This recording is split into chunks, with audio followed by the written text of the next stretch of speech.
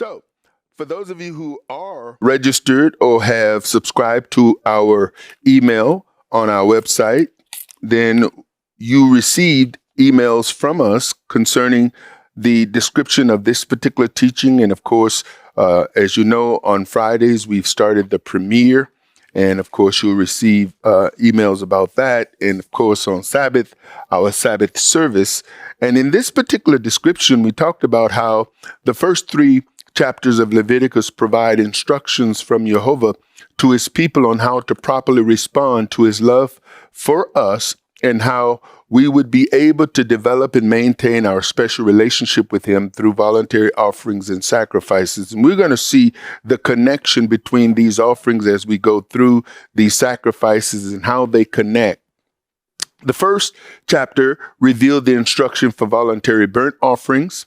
And we talked about how this was wholly consumed on the altar and how we believe that it connects with what Paul wrote about in Romans chapter 12 when he talked about, in view of what the Almighty has done, we are to present our bodies as living sacrifices. And of course, this was an offering, this burnt offering in chapter 1, wholly consumed on the brazen altar, and it was voluntarily. The second voluntary offering was a bloodless sacrifice with the special instructions that went by various names, as we discussed last week, depending on the version of the Bible that you use. And in this portion, we're going to look at an offering, the peace offering, as it is uniquely different from the first 2 offerings. Now, there's several points that we're going to make through this particular chapter, and we're going to connect some other passages to give a broader perspective and understanding. But there's several points that we're going to make in this particular teaching about this offering. The peace offering, 1, can come from the herd or the flock.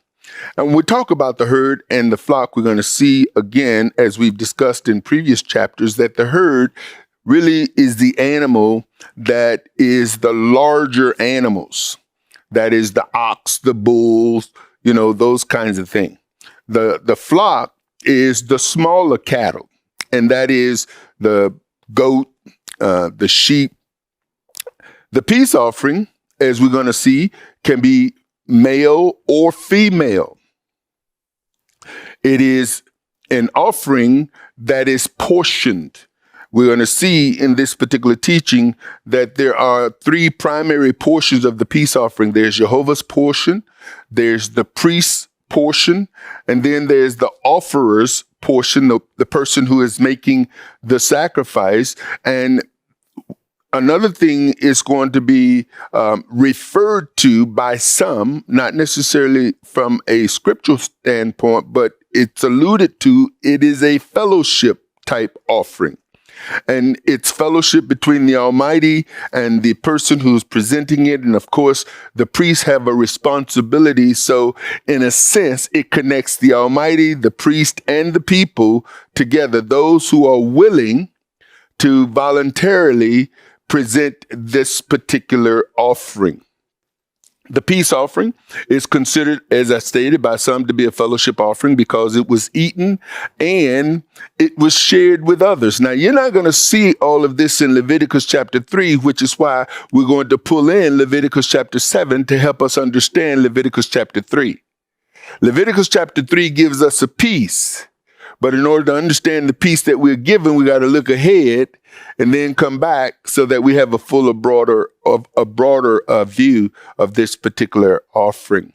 A portion of the peace offering is eaten by the offerer and whomever they shared with, but there are some restrictions as to who can eat the peace offering and who cannot. We're going to see that. It is offered at a particular place. And here we see tabernacle, but in the New Testament, and once the people enter into the land and the temple is built, then the offering is going to be presented at the door of the temple. Now, the tabernacle door is the door that leads into the court. It's the part where the priests do their work. The Levites and the priests do their work. The presentation is at the door of the tabernacle. And here we're going to see the offerer is going to lay hands on the head of the animal and kill it, not murder. And we're going to make the difference between kill and murder in this particular verse. Of course, I know many of you already know that difference. And of course, once the offering is slaughtered, then the blood is taken and it is poured at the basin of the altar. So the first category that the peace offering can come from is from the herd. Leviticus chapter 3, verse 1. And if his oblation. So the verse opens up, and if, in other words, this is another allusion to the fact that it's voluntarily. It's not commanded, it's voluntarily. But if one is going to do it voluntarily, they got to follow the commandment on how to do it. And if his oblation be a sacrifice of peace offering, if he offer it of the herd, whether it be a male or female, he shall offer it without blemish before YeHoVaH. Now, we dealt with this blemish issue in chapter 1 because we looked at the specific passages that define what blemishes were, what was acceptable and what was not acceptable. And then we went all the way over into Malachi to see that the priest in Malachi was in violation of the instructions that were given here, which is why the Almighty had a problem with the priests as well as the people. Because we're going to find as we go forth through Leviticus that not only was the person presenting their offerings were to present certain types of offerings, that the priest was not supposed to accept them if they did not fit the category that the Almighty instructed. And so by the time you see in Malachi, the priest was accepting things they were not supposed to accept, and the Almighty was angry at the priests. Here's why it's important as teachers to follow the instruction, because the one that is being given the instruction is the one that has to hold the people to the instructions that are given. If I, as a minister who represents the Almighty in the capacity that I represent the Almighty, allow people to do things that the Almighty says should not be allowed, then not only is he going to deal with the people who are doing it, but he's going to deal with me for allowing it to happen. And this is one of the things that, leaders have to be aware of and concerned about when they call themselves or feel that they've been called to lead people. I'm going to tell you something, brothers and sisters. When you look at the leadership that the Almighty established, leadership has to be strong. It cannot be weak, because people are always pushing the envelope, challenging, desiring things its way, making demands, and the unfortunate position of the priests, the Levites, and those who are called to lead in his community is the dependency on the goodwill offerings and free will offerings of the people. It's a difficult thing to correct folks who support you.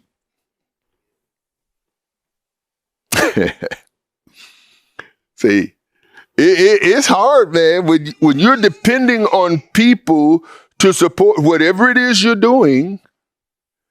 Then in some ways they think they be the boss. This is why money in politics can get pretty messy sometimes. And this is why ministers and congregants can get pretty messy as well. So we see that verse 1 reveals many things about this particular offering. One, it is an oblation, which is an offering. It is a sacrifice, which is also an offering. It is an offering that is of peace. And there's some differences, even in some cases, similarities. The word oblation is korban. It's an offering, but it's also referred to as a sacrifice. And so when you look at the sacrifice in chapter 2, which is actually an offering, you'll see that there is some similarities there. But here's this word sacrifice is a different sacrifice and is primarily associated with the peace offering. It is called a YeHoVaH. It's a sacrifice of righteousness, sacrifice of strife. That's not here, or sacrifice to death. The covenant sacrifice is also used in reference to the Passover sacrifice, the annual sacrifice in Thanksgiving. So you'll see that this word here is connected to the sacrifice in this passage. This is the first time the particular Hebrew word YeHoVaH is used in Leviticus. Now it's used in Exodus, but it's not used in the burnt offering. That word is not used in the meal offering or the meat offering or the grain offering as it is referred to in chapter number 2, but only here in chapter number 3 in connection with the peace offering. The offering of peace, the word there is shalem, which we get the word shalom in as it relates to peace, but it's peace, it's shalem, it's a sacrifice for alliance of friendship, a voluntary sacrifice of thanks. And when we look at chapter 7, we're going to see that this whole Thanksgiving sacrifice or offering is connected in the sense as we look at the categories of peace offerings. The peace offering was offered to indicate peace between the offerer and YeHoVaH, as well as to give thanks and to vow unto YeHoVaH. And the interesting thing is whenever you see peace, we know that Yeshua is our peace. And so there is a connection to the peace offering and Yeshua, as we're going to see. In Ephesians chapter 2, verse 13, it says this, "But now in Messiah Yeshua, ye who sometimes were far off are made nigh by the blood of Messiah, for he is" what? Our peace. Just like he is our Passover. Just like he is our high priest. He is our peace, who hath made both one and hath broken down the middle wall of partition between us, having abolished in his flesh the enmity, even the law of commandments contained in ordinance, for to make in himself of twain one new man, so making peace. And so what we see here in a nutshell is that what Yeshua did is he removed that enmity that is contained in ordinances where a Hebrew or Jew, as they are referred to in the New Testament, was not supposed to have fellowship or go under the roof or in the house of a non-Hebrew person. What Yeshua did in his sacrifice is that he now removed that so that the Hebrew and the non-Hebrew in Messiah can have peace and fellowship one with another. As we're going to see, by the time we get to Revelation, that all nations, all tribes, all tongues will be worshiping together. Now, the law, here we see the peace offering, but we don't see the law that is associated with the peace offering. Why? Because we won't see that until we get into Leviticus 7. So we're going to jump there, and then again, we're going to jump back. Leviticus 7:11, it says, "And this is the law of the sacrifice of peace offering, which he shall offer unto YeHoVaH." So YeHoVaH says, now, if a man is going to bring a peace offering, this is what he brings. And then it's going to be portioned. But there are some more details concerning to what happens during the offering of a peace offering, and here's where chapter 7 helps us. The peace offering are divided into offerings of thanksgiving and vows or free will offerings. If the offering is a thanksgiving offering, it has to be eaten on the same day and none left until morning. Now, you won't see this in Leviticus chapter 3, but here it gives us the instructions surrounding it. Verse 12, if he offer it for thanksgiving, then he shall offer with the sacrifice of thanksgiving unleavened cakes mingled with oil, and unleavened wafers anointed with oil, and cakes mingled with oil of fine flour fried. Besides the cakes he shall offer for his offering leavened bread with the sacrifice of thanksgiving of his peace offering. And now notice now, no leaven or honey is supposed to be on the altar. So this is not going on the altar. It's going to be eaten, because this is where the whole fellowship piece comes, where the person who presents the offering, the priest who's responsible for offering the pieces on the altar and that which is offered unto YeHoVaH, they're all now allotted their portion. In verse 14, it says, and of it he shall offer one out of the whole oblation for a heave offering unto YeHoVaH, and it shall be the priest that sprinkleth the blood of the peace offerings. Why? Because the people were not allowed at the altar.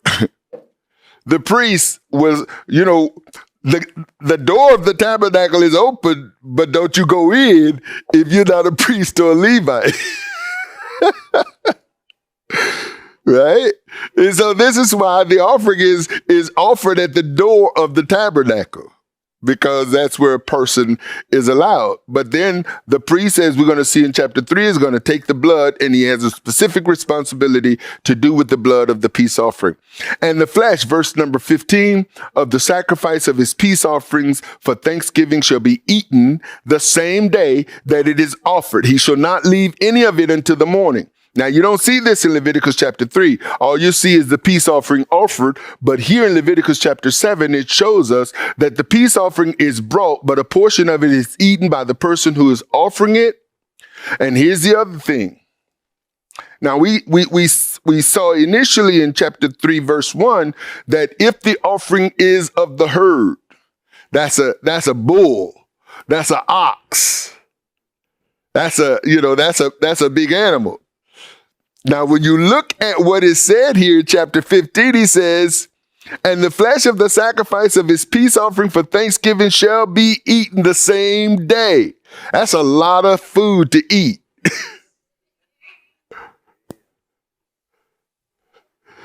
You can't leave it till morning. And because it's a peace offering, it's not something you're going to be throwing away. So it's going to take some more folks. Now, it doesn't say that here, but this is where common sense comes in. He shall not leave any of it until the morning. Now, remember when we looked at the Passover in chapter number 12, says as if the animal is too much for your own house, then you invite others, and because none of this can be left until the morning.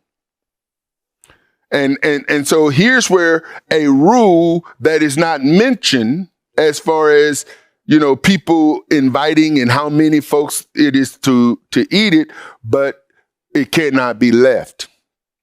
If the offering be a vow or voluntary offering, it can be eaten for 2 days, but not on the third day. So if it's a Thanksgiving offering, it has to be eaten the same day.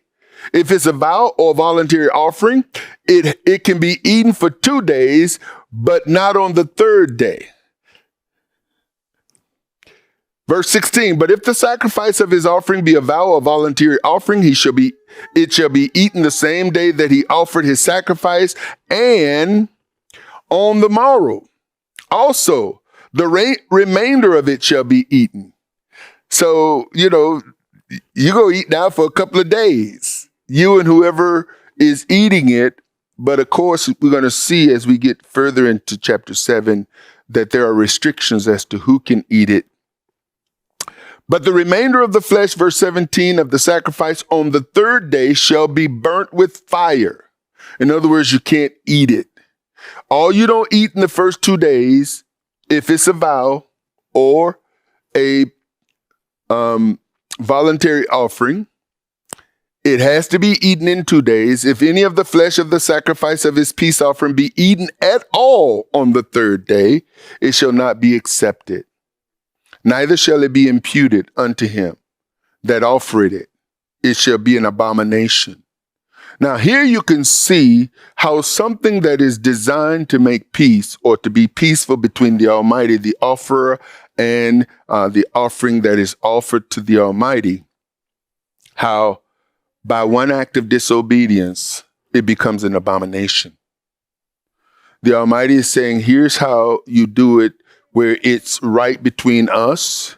If you don't do it this way, then that which is supposed to be right between us becomes an abomination. It's not acceptable. Following the instructions that the Almighty give us is vital to our walk with Him. So He says it's not acceptable. Neither shall it be imputed unto him that offered it. It shall be an abomination, and the soul that eateth of it shall bear his iniquity. The peace offering is offered also at the end of a Nazirite vow. And we see this in Numbers chapter 6. And this is the law of the Nazirite. When the days of his separation are fulfilled, he shall be brought unto the door of the tabernacle of the congregation, and he shall offer his offering unto YeHoVaH. 1 he-lamb of the first year without blemish for a burnt offering, 1 ewe-lamb of the first year without blemish for a sin offering, and 1 ram without blemish for a peace offering. So this is part of concluding a Nazirite vow when a person has made a vow unto YeHoVaH. There are some additional restrictions of what can be eaten and who can eat of the peace offering. And the flesh that toucheth any unclean thing shall not be eaten. In other words, if the offering comes in contact with anything unclean, it cannot be eaten. It shall be burnt with fire. Burn it up. It's not to be eaten. And as for the flesh, that's the part that can be eaten, all that be clean shall eat thereof. So an unclean person cannot eat from it. The peace offering could not be eaten by a person who was in a state of uncleanness. Verse 20, but the soul that eateth of the flesh of the sacrifice of peace offering that pertains unto YeHoVaH, having his uncleanness upon him, even that soul shall be cut off from his people. Moreover, the soul that shall touch any unclean thing, as the uncleanness of man, or any unclean beast, or any abominable unclean thing, and eat of the flesh of the sacrifice of peace offerings, which pertain unto YeHoVaH, even that soul shall be cut off from his people. So you can see Father is very specific when it comes down to that, even which we present voluntarily. Back to Leviticus chapter 3.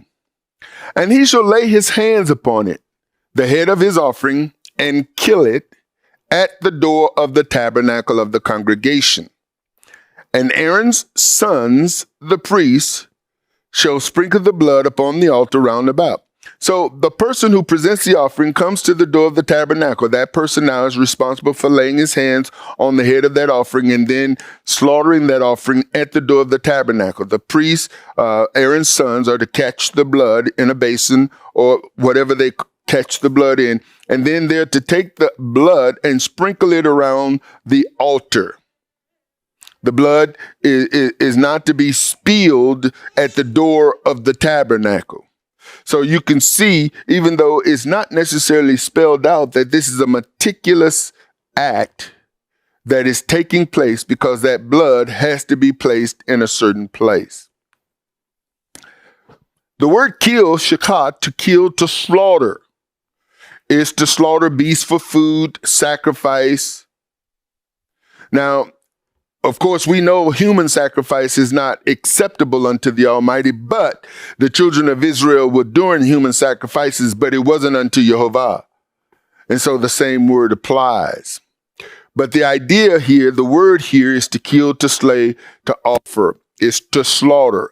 That's usually associated with a sacrifice. To kill in any other way would be considered murder, as we'll look at Exodus again. Offer, lay hands on the head of the animal and kill it. It's not murder. Now, I'm emphasizing this because there are people out there who believe according to the commandments, we shall not kill. That killing an animal would be in violation of that command. It's the word kill is there, but what does it mean? Because it doesn't reconcile the rest of Torah where the Almighty says kill and eat, or kill when it comes down to sacrificing. To kill an animal, per the instruction of YeHoVaH, is not a violation of the commandment, thou shalt not kill. And I can't emphasize that enough because, I've gotten, it got to the point to where, when a person is, the only thing I can think of is pig-headed, stubborn, to the point to where no matter what you say, they have this conclusion in their head and they're not interested because they're ignorant, they're unlearned, and they're not willing to be taught. And when you're dealing with people, it's important for you to recognize quickly because these folks will frustrate you and wear you out. They will wear you out. Next thing you know, you at home cussing out your wife. you got frustrated in the streets. And you done brought that spirit home. And you'd be surprised at some of the stuff that find its way home. What's wrong with you? You bringing that bad spirit up in here. And folks, the devil frustrated you out there, and now you come home with that frustration. The word for kill in the Ten Commandments is associated with humans. And I know I don't have commandments there. There's some folks out there. Well, I'll leave y'all alone this time. I'm just keeping moving. The word kill in Exodus chapter 20 is rasak. It is to murder. It's usually associated with accidental or premeditated, where a person now kill a human being. That's murder or it's an accident. It's a different word for kill. The English word is the same. The Hebrew is not the same. And the usage there, as you see, is to slay, to murder, to a manslayer.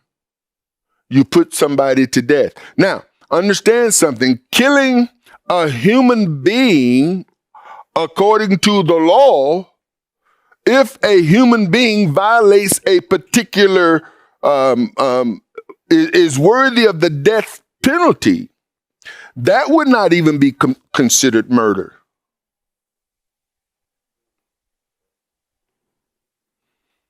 It is a judgment. And of course, the stipulation is that there has to be two or more witnesses, and that the people who witnessed the crime being committed worthy of murder had to take part in the execution of the person, generally by stoning. YeHoVaH's portion of the offering from the herd. And this is important for us too. And he shall offer of the sacrifice of the peace offering and offering made by fire unto YeHoVaH. Now, there are people out there, and I struggled with this for a while too, is like, if I'm eating a steak or I'm eating beef and it's got fat on it. Now, the Bible says I'm not supposed to eat fat, right? But the fat that the Bible restricts is specific fat. And here we're going to see that which is forbidden. The fat that covers the inwards. And all the fat that is on the inwards. That's all that when you open that animal up and all those inward parts, all those organs and things inside the animal. Because there's specific things inside the animal that Father wants the priest to take out and offer to him. And that's the fat that covers the inward and all the fat that is upon the inwards and the two kidneys and the fat is on them which is by the flanks and the caul above the liver with the kidneys, it shall be taken away. It shall he take away. And then YeHoVaH's portion is to be burned on the altar. The fat was specified to the inward parts, not any fat on the flesh that is to be eaten. So if I've got fat on my shank, or if I got fat on my steak, if I got fat on some other portion of the animal that I'm going to eat as a carnivore, I don't know how to make vegetarian fat, but, especially for the burgers, those veggie burgers. Anyway, the verse 5 says, and Aaron's sons shall burn it on the altar upon the burnt sacrifice, which is upon the wood that is on the fire. It is an offering made by fire of a sweet savor unto YeHoVaH. Now, if he's going to take his offering from the flock, because we're going to see that there's specific flock and then goat instructions depending. And if his offering from a sacrifice of peace offering unto YeHoVaH be of the flock, male or female, he should offer it without blemish. And again, we dealt with that blemish in chapter 1. The flock, notice the herd is a larger cattle. The flock is a small cattle, which consists of sheep and goats.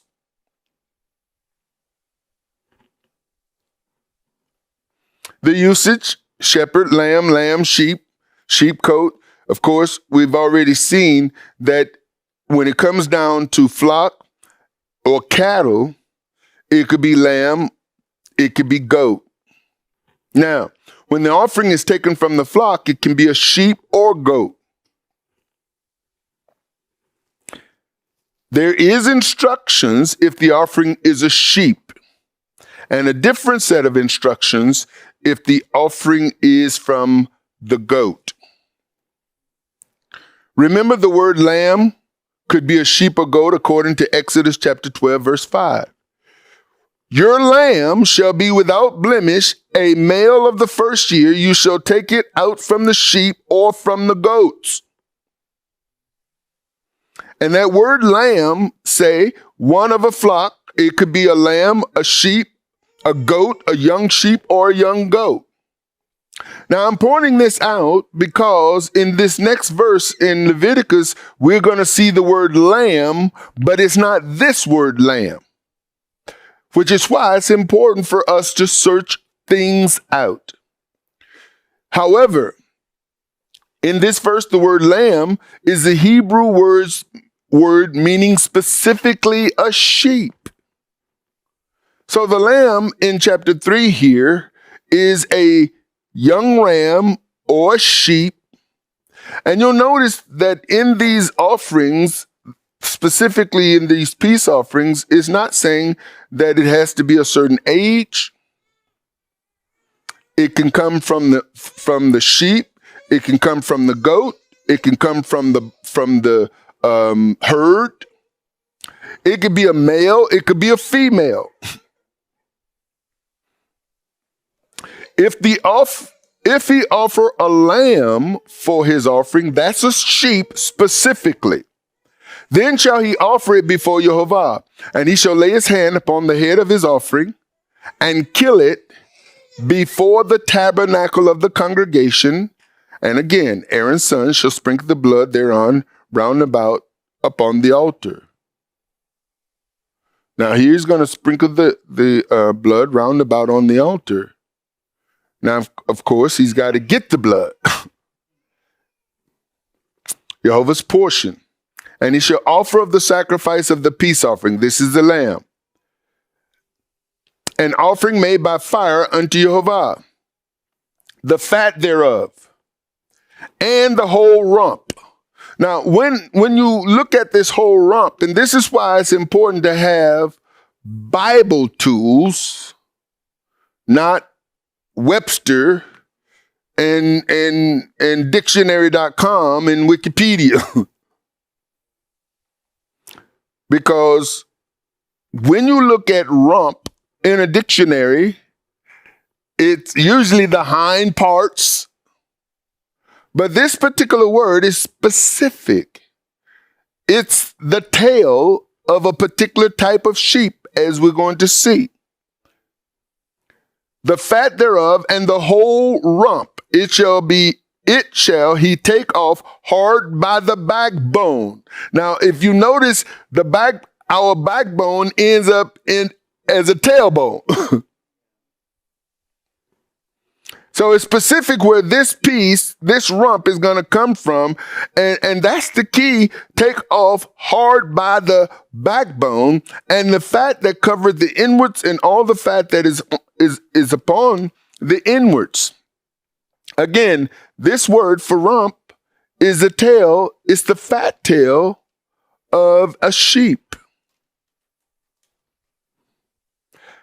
You would know this if you didn't look it up. One would make the assumption, because now what you see that is different from the herd and different from, as we're going to see, the goat, is that there's now a large portion. If you use your English definition, you're going to see a large portion of this particular animal, if you consider the rump to be that hind end, going on the altar. The Almighty is not asking for that. He's asking for the fat. He's asking for specific pieces from the inward parts and its fat, because the rest of it is going to be eaten. The priest is going to get a portion. The people are going to get a portion. Verse 10, and the two kidneys and the fat that is upon them, which is by the flanks, and the caul above the liver, with the kidneys, it shall he take away. And the priest shall burn it upon the altar. It is the food of the offering made by fire unto YeHoVaH. And if his offering be a goat, then he shall offer it before YeHoVaH, and he shall lay his hand upon the head of it, and kill it before the tabernacle of the congregation. And the sons of Aaron shall sprinkle the blood thereof upon the altar round about. Now, what you're also going to see here is that the rump part is not going to be a part of this. This is the goat. There's the sheep, and then there's the goat. Verse 14, and he shall offer thereof his offering, even an offering made by fire unto YeHoVaH. The fat that covereth the inwards, and all the fat that is upon the inwards, and the two kidneys, and the fat that is upon them, which is by the flanks, and the caul above the liver, with the kidneys, it shall he take away. And the priest shall burn them upon the altar. It is the food of the offering made by fire for a sweet savor. All the fat is YeHoVaH's. It shall be a perpetual statute for your generations throughout all your dwellings, that you eat neither fat nor blood. Now, it is not hard to identify blood, eating blood, drinking blood, whatever the case may be. However, when it comes down to the fat, because again, you have people who are when they see the word fat, they see fat, period. But that which is the portion that belongs to the Almighty is a specific. And Father is very detailed in his communication, where, he wants you, he doesn't want us to present something to him that he doesn't want. He doesn't want us doing things that are unnecessary. So he gives specific instructions. This is what is acceptable. This is not what is acceptable. You don't have to guess at it. The Father doesn't leave us guessing. What he wants us to know, he communicates to us, and he makes it very clear. His instructions are not burdensome. They're not difficult. They're not hard. We just have to pay attention.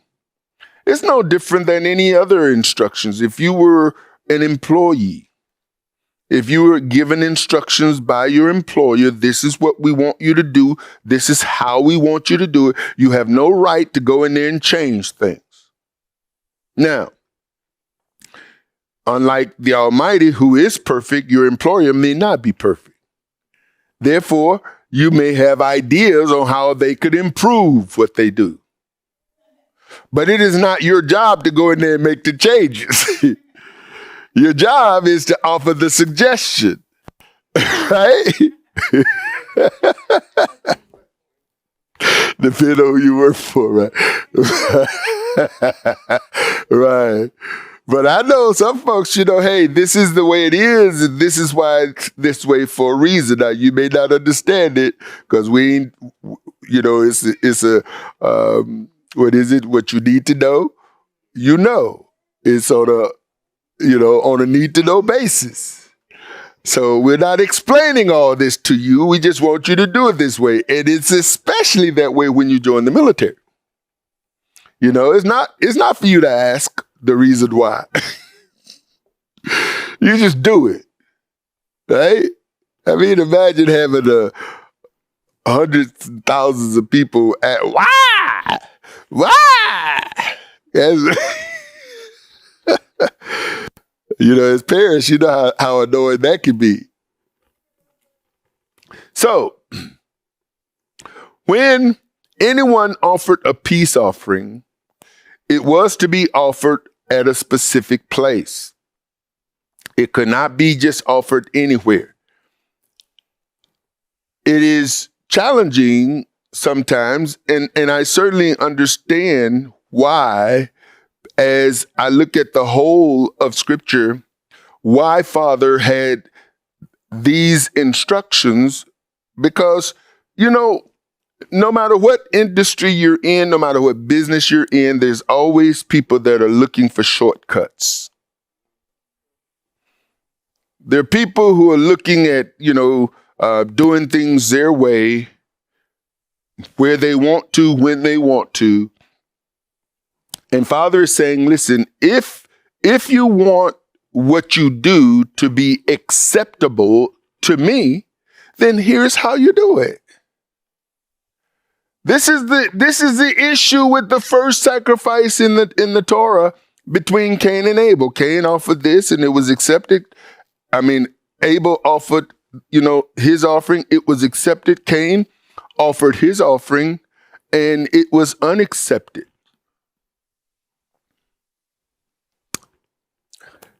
And I tell you, when I look at YeHoVaH and how he deals with his people,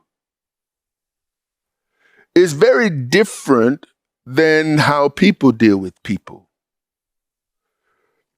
If somebody gives you a gift, it seems as if you're obligated to take it. If you don't take it, then now you create an offense. If you take it, don't want it, don't use it, they want to know why you ain't used the gift they gave you. If you take it and then re-gift it to somebody, so it's like a lot of pressure go on presenting a gift. The Almighty says, listen, if you come up in here bringing me something I don't want, keep it. If you try to force it on me, it's an abomination. If you try to give me something that I don't want when I done told you what I want, then you'll be cut off. It's like, man, you mean I can't give you, I'm excited about you, y'all. I want to bless you, y'all. I want to do something wonderful for you, y'all. And he said, that's fine. I'm excited you want to do that. But here's what you do. Here's how you do it. You see. And I can imagine that all of this is going on and nobody wants to be left out. One of the most challenging and I think areas where a lot of questions have been asked around Nidah, being clean and unclean. Can I pray? Can I read? Can I worship?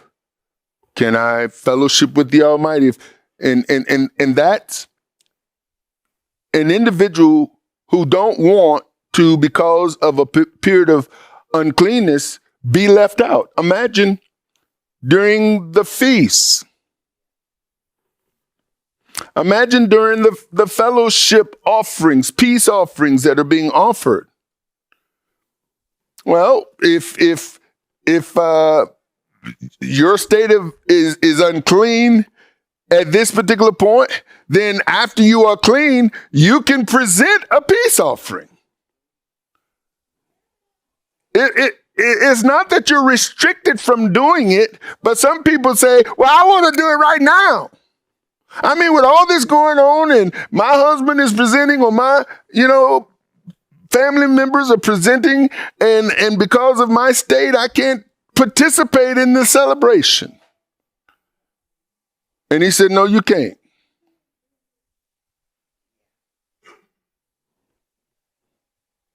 Now, I can tell you that it creates problems, and it's an area that frankly I've had to deal with when it comes down to people who especially may be lacking in some ways and feel the need to be affirmed and needy.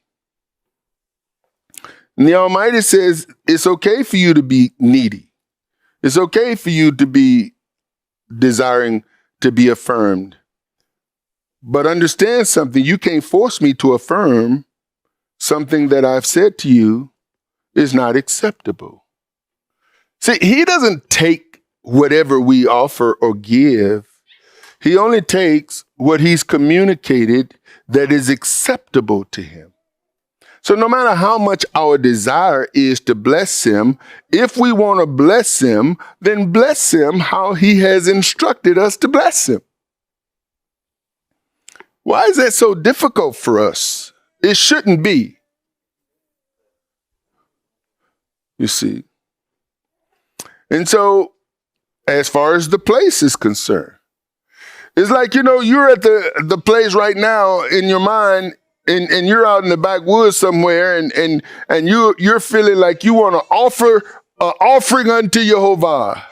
He says, it's all right for you to have that feeling. It's all right for you to have that desire even.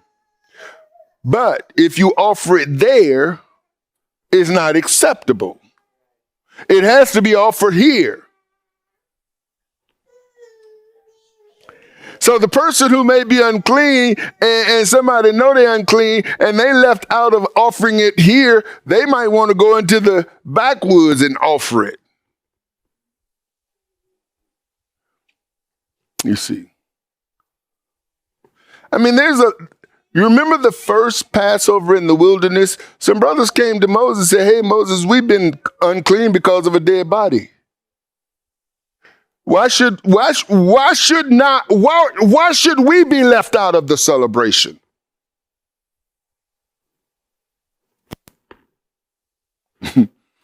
He says, listen, if for whatever reason you can't participate now, then on the 14th of next month, not the 13th, not the 12th,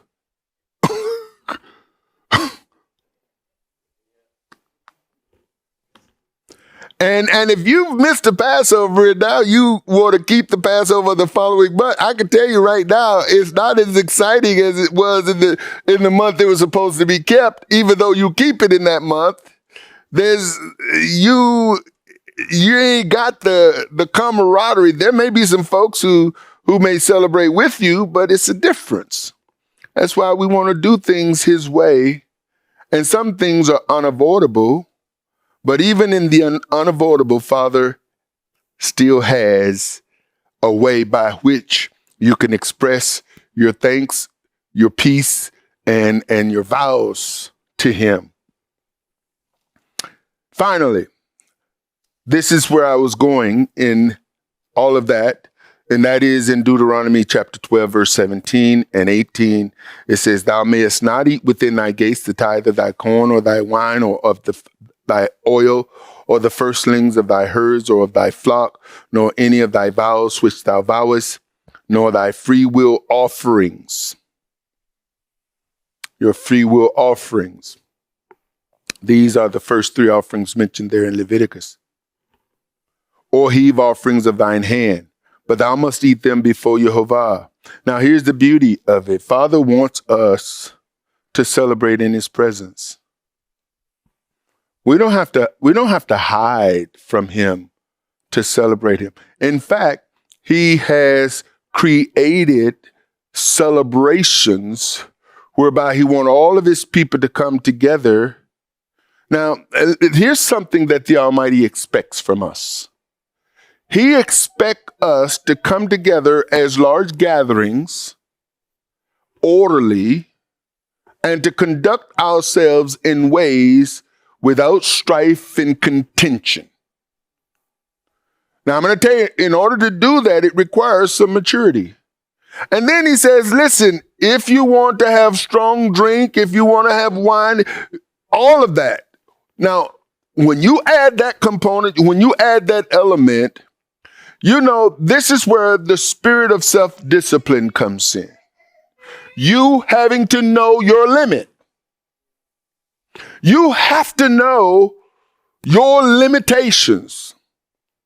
If your eyes can't be contained, gouge them. Now, brothers and sisters, when we come together, we should not be a hindrance or a stumbling block for other people. It ain't about you, showing yourself. Because we live in a culture of vanity that is just atrocious.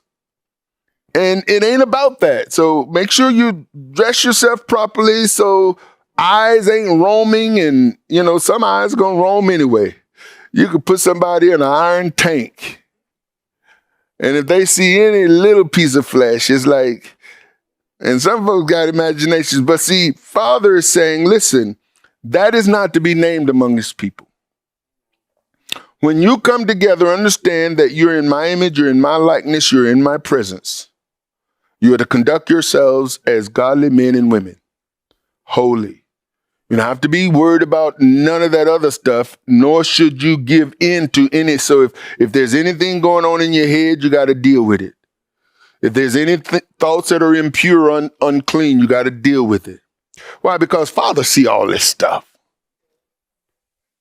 And he desires for you for us to conduct ourselves in manners and ways that is acceptable according to his word. So he says, don't eat them before YeHoVaH, but thou must eat them before YeHoVaH your Elohim in the place which YeHoVaH your Elohim shall choose, you, your sons, your daughters, your manservants, your maidservants, and the Levites that is within thy gates. And thou shalt rejoice before YeHoVaH your Elohim, and all that thou puttest thine hands unto. And this is the beauty of the feast. And I'm telling you, I look forward to it. I was thinking today about the world and the kingdom. Worldly-minded people and kingdom-minded people. And I wondered why the Almighty did not allot in his Torah for family vacations.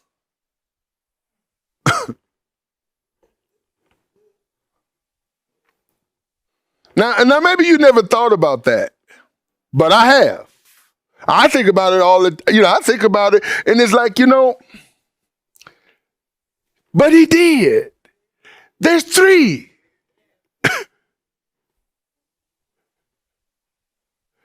You see, the world goes on vacation and they leave God at home. At least some of them. It's like, we going on our cruise, or we going to the Virgin Islands, or we're going to Mexico or Hawaii or whatever. We got our tiny suits.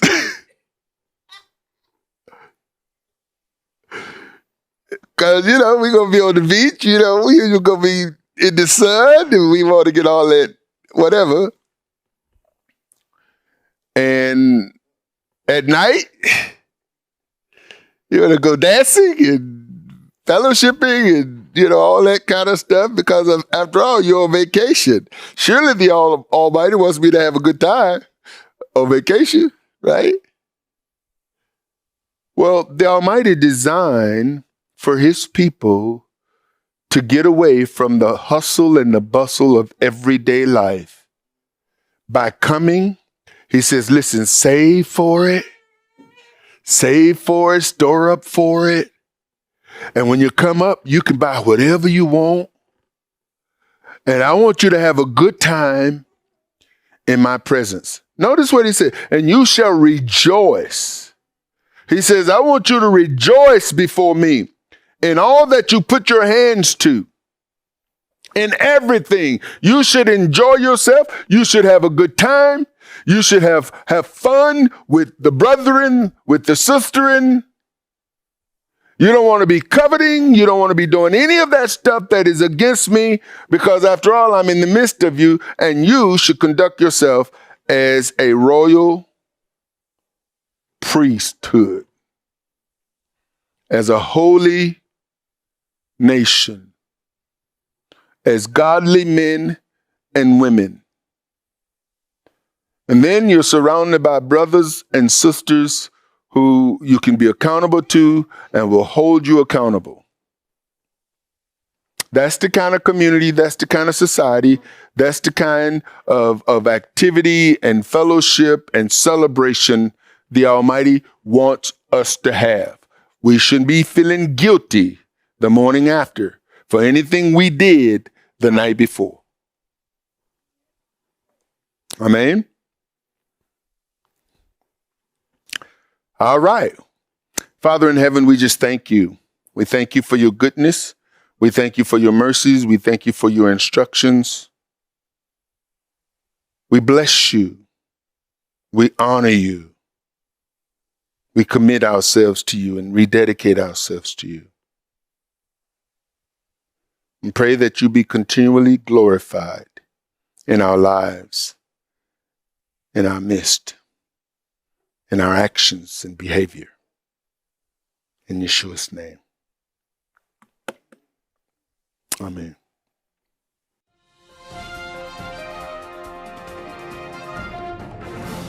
Shalom, saints. Tithing and giving first fruit offerings are critical parts of the believer's faith and has its foundation back in Genesis 4:4, when Abel brought of the firstlings of his flock and of the fat thereof. And YeHoVaH had respect unto Abel and to his offering. Abel was commended by YeHoVaH in Hebrews 11:4, where it states that by faith Abel offered unto God a more excellent sacrifice than Cain, by which he obtained witness that he was righteous, God testifying of his gifts, and by it he being dead yet speaketh. Solomon said in Proverbs 3:9 and 10, honor YeHoVaH with thy substance and with the first fruits of all thine increase. So shall your barns be filled with plenty, and your presses shall burst out with new wine. The prophet Malachi wrote in chapter 3, verse 11 and 12, to bring ye all the tithe into the storehouse, that there may be meat in mine house, and prove me now herewith, says YeHoVaH of hosts, if I will not open you the windows of heaven and pour you out a blessing, that there should not be room enough to receive it.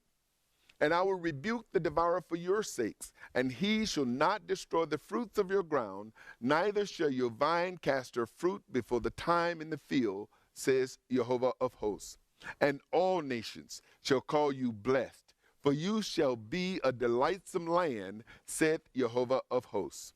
When we tithe and give offerings consistently in obedience to YeHoVaH's commandments, we can count on him to keep his promises to us and consistently meet all of our needs. It is our Father's desire to bless you. However, it begins with you and your act of obedience to tithe and give offerings. Do it today. Shalom. For more information, visit www.arthurbaileyministries.com or call 888-899-1479. House of Israel International Services is made possible through financial contributions from brothers and sisters like you. Thank you.